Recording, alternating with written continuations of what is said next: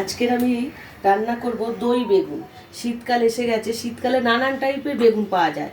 এটাকে আমাদের এখানে শোলা বেগুন বলে। এই বেগুনগুলো আমি 2 পিস করে কেটে নিয়েছি।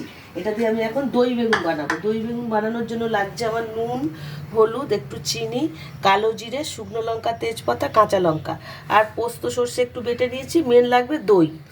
দই নিয়ে নিয়েছি আমি এখানে। আমি বেগুনগুলো এখন নুন হলুদ মাখিয়ে নেব। মাখিয়ে কড়াইতে ভেজে নেবো একটু।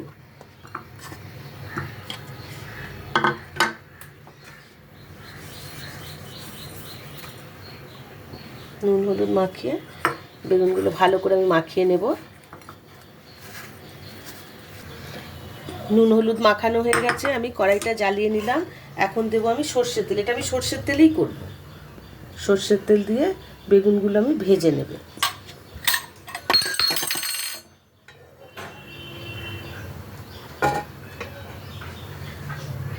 তেলটা গরম হয়ে গেছে, এখন বেগুনগুলো আমি ভেজে নেব।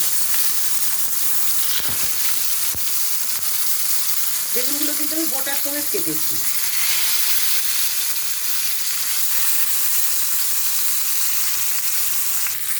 বেগুনগুলো ভাজতে থাকবো। এখন আমি মশলাটা তৈরি করে নেব। মশলাটা মেন উপকরণ হচ্ছে দই। আমি 4টে বেগুন, তার জন্য আমি 2 চামচের মতো দই নিলাম। এটা টক দই কিন্তু। নুন নিলাম আন্দাজ মতো, হলুদ দেবো 1/2 চামচ, চিনি দেবো 1/2 চামচ, দিয়ে দেবো এই পোস্ত সর্ষে বাটাটা 2 চামচের মতো, দিয়ে এটাকে আমি ভালো করে ফেটিয়ে নেব। বেগুনগুলো ভাজা হয়ে গেছে, আমি সবগুলো তুলে নেব। এই তেলের মধ্যে আমি শুকনো লঙ্কা দিলাম একটা, তেজপাতা একটা, কালো জিরে কিছুটা দিয়ে আরেকটু তেল দেবো আমি।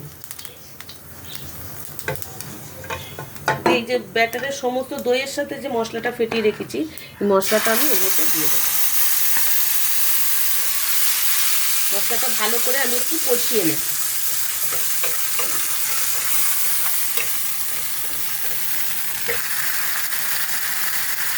সামান্য একটু জল দেবো আমি।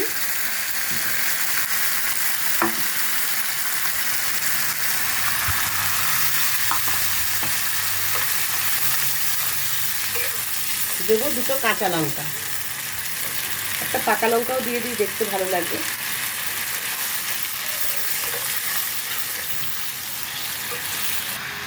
মশলাটা ফুটে গেছে দেখুন।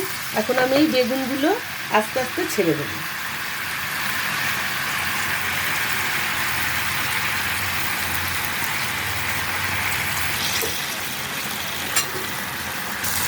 দেখুন রেডি হয়ে গেছে, দেখতে খুব কালারফুল হয়েছে।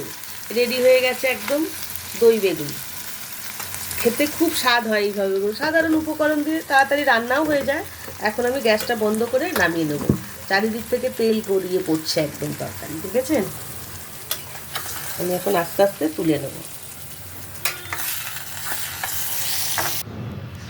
রেডি হয়ে গেছে দই বেগুন। এটা পরোটা, রুটি, ভাত সব কিছুর সাথে যায়, কিন্তু রুটি পরোটার সাথে বেশি ভালো লাগবে।